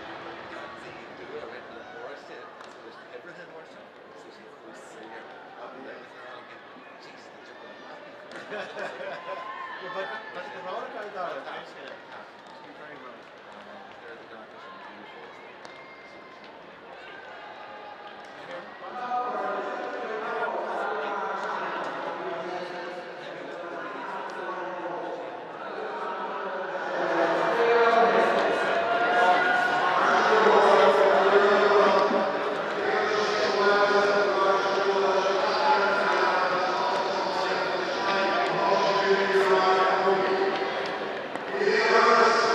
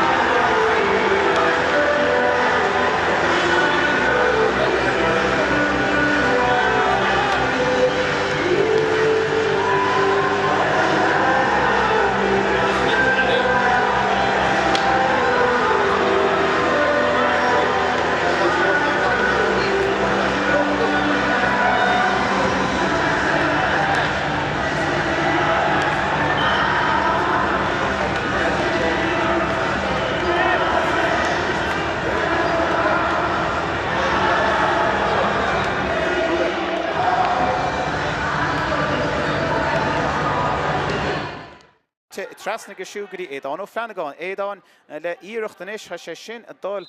Haran trasna is dom tá go dain brasásta is sin a góling mór teachtansa Seán ó Chrócaigh tá Seán fósa leanú leis chun sé trasna agus deiste Armánach pointe aimsú há sé fuite ag chuní beganí spásta Joe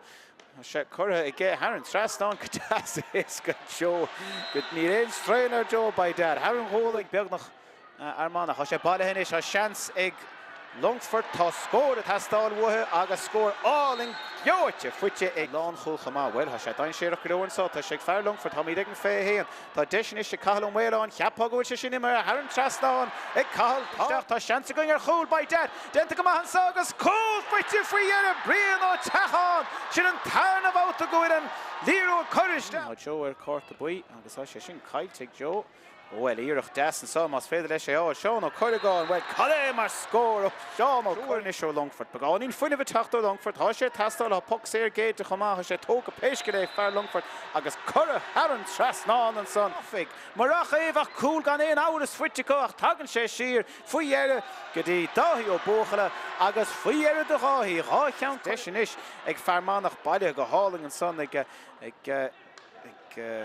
Domhnach agus Seán ó Domhnach agus Seán ó Domhnach sé baile hin is a seansan is ag Tomás ó Ceallaigh an fear beag chuir trasna go dtí Danán a pointe eile teachta Danán an so bhuiil nó sé sin mar le hebna a cé ní ag an tastáil wathe ach tá seirbh is ag Luca Magoscar dó Armánach sé sin briste agus briste síos agus ó by dad bhfuil cúl fuite Páirc go leine Páirc ciúnan goúir go dtí seo trochtúna chuir trasí fear Lord Páirc eile cahalú mhéán cahall an count seo chuir Haran trasnáin ag cahall well sinna bhí cín beag áthing an son Seán ó Domhnach chuir trasí ó Ceallaigh tebhstig den díanais díreach tebhstig leis an cosclé ar an déhhéis chuir Haran trasnáin Tomás ó Ceallaigh baile ige bhfuil Luca Magoscar le nuas cadé mar scór ag Luca bhí rud ag na tastáil ó ar leabhalachá genta Rúben níos seansaigh Joe Quinnin tá Joe Lora cúl ní réon cumán aige chuann sé trasna deis ar cúl agus cúl fuite rud a bhí bhuailh the lads Longford well the gach scór a bhí ag Longford níos lótha bhí scór mar reagra ag Fermanagh agus é sin isteach cín ggóine bailithe ag fear óna deile an son Jimmy Tormey